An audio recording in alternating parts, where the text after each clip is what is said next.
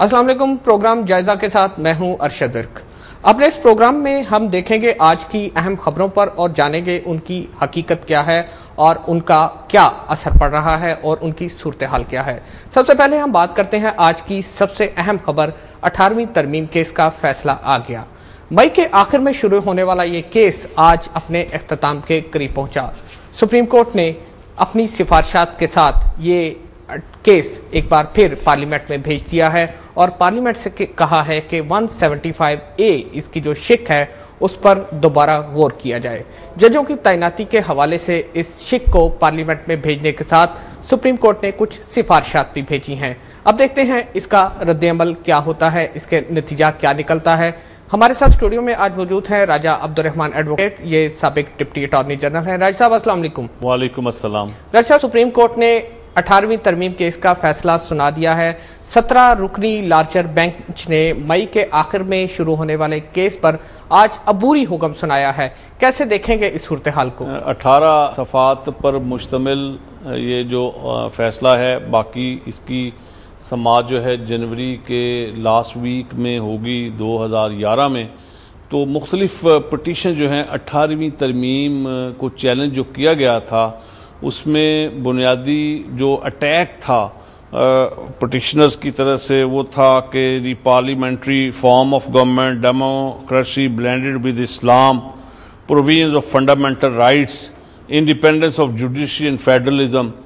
तो इसमें जो ख़ास तौर पे आर्टिकल 175A है वो directly that relates to the judiciary. पहले प्रोसीजर जो है वो जजों की तैनाती का सुपीरियर कोर्ट के, हाई कोर्ट और सुप्रीम कोर्ट के, वो ये था कि इनिशिएट होता था नाम, चीफ जस्टिस जो हैं वो कोई नाम इनिशिएट करते थे और वो नाम जो है फिर एनरूट होता था गवर्नर से होता हुआ चीफ जस्टिस पाकिस्तान और फिर इस तरह से प्रेसिडेंट के पास चला जाता था। This was very simple. अभी जो तरमीम 18वीं तरमीम के ज़रिए से ये प्रोसीजर जो है इसमें शामिल हो गए 2 सीनियर मोस्ट जजेस ऑफ द सुप्रीम कोर्ट और इस तरह से उसमें जुडिशल कमीशन एक बना जिसमें अटॉर्नी जनरल और लॉ मिनिस्टर इनको भी शामिल किया गया। बार का एक रुकन जो है पाकिस्तान बार काउंसिल और द पर्पज ऑफ जजेस of high court, Punjab bar council और द प्रोविंशियल बार एसोसिएशन का जो है काउंसिल का मेंबर, और इस तरह से एक और जो है पार्लियामेंट्री कमेटी जो उसकी तश्कील दी गई है जिसमें 4 सेनेट के मेंबर होंगे और 4 जो है कौमी असम्बली के, यानी 2 जो हैं हुकूमती जमात के और 2 अपोजिशन की तरफ से। ये पार्लियामानी कमीशन में होंगे। ये पार्लियामानी कमेटी जो है, कमीशन तो जुडिशल कमीशन कहलवाएगा, ये पार्लियामानी कमेटी जो है इसमें। अब सुप्रीम कोर्ट ने सारे आर्गूमेंट्स की रोशनी में और जो दलाइल सामने आए फॉर एंड अगेंस्ट, उसमें फिर इन्होंने दोबारा विद रिकमेंडेशंस ये पार्लियामेंट को वापस भिजवा दिया है कि इसको कंसिडर करें और सिफारिशात की रोशनी में द पार्लियामेंट में make some suitable amendment in it. अच्छा राजा साहब, वजीर आजम ने अभी कुछ देर पहले मीडिया से भी बात की और उन्होंने कहा कि ये बड़ा मुस्बत फैसला है, इसमें अदलिया ने पार्लियामेंट की बालादस्ती को तस्लीम किया है। क्या इस फैसले से ऐसा कोई तासुर मिलता है? जी, इसमें इस फैसले में वाज़े तौर पे लिखा है ट्राइकोटमी ऑफ पावर की तरफ इशारा दिया है और पार्लियामेंट को की इज़्ज़त अफजाई की गई है, chosen representatives of the people of Pakistan.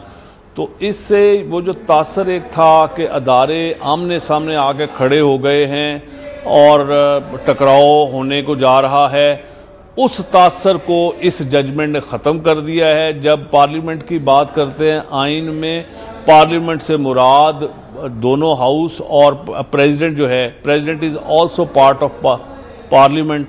तो अब ये वो जो तासर है वो ख़त्म हो जाना चाहिए। अब किसी को ये गलत फहमी नहीं रहनी चाहिए कि अभी तक कोई ऐसी सूरत हाल तनाव की कोई सूरत हाल मौजूद है।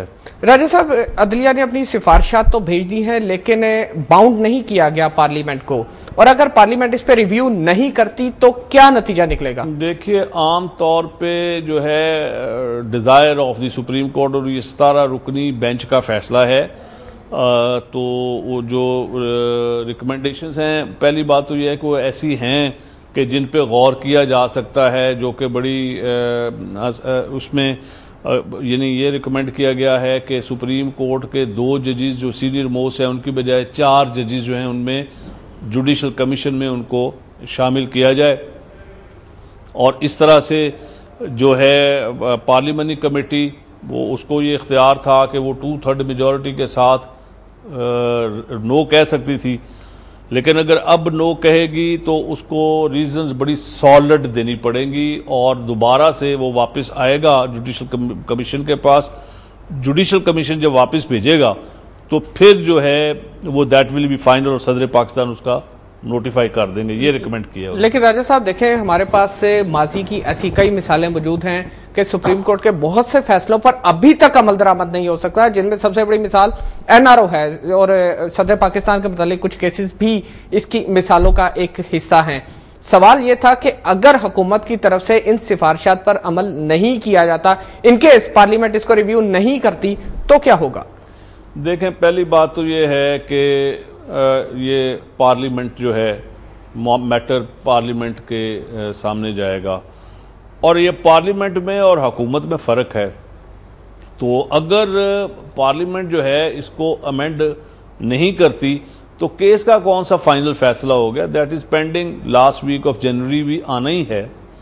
तो फिर सुप्रीम कोर्ट देखेगी कि किस तरह से इसको टेकअप करना है। और राजा साहब, अगर पार्लियामेंट रिव्यू करती है और अपनी उस बात पर कायम रहती है जैसे उन्होंने तरमीम की, 18वीं तरमीम की, उससे वो पीछे नहीं हटते, स्टेप बैक नहीं करते, सिफारिशात को तस्लीम नहीं करते, रिव्यू करते हैं लेकिन कहते हैं कि हमारी सिफारिशात दुरुस्त हैं, उसमें क्या नतीजा निकलेगा? क्या फिर एक दफा कन्फ्रंटेशन की तरफ जाएंगे, एक दफा फिर तसादुम की तरफ जाएंगे? एक बड़ी खुशाइंद बात है कि सुप्रीम कोर्ट ने स्ट्राइक डाउन नहीं की अमेंडमेंट कोई भी, और दोबारा पार्लियामेंट्री सुप्रीमेसी पे ही उन्होंने यकीन किया है, और उन्होंने कहा कि हर अदारा जो है उसी की अपनी अपनी डोमेन है, अपनी हदूद व क़यूद हैं। तो अभी ये पार्लियामेंट जो है, अगर फ़र्ज़ करें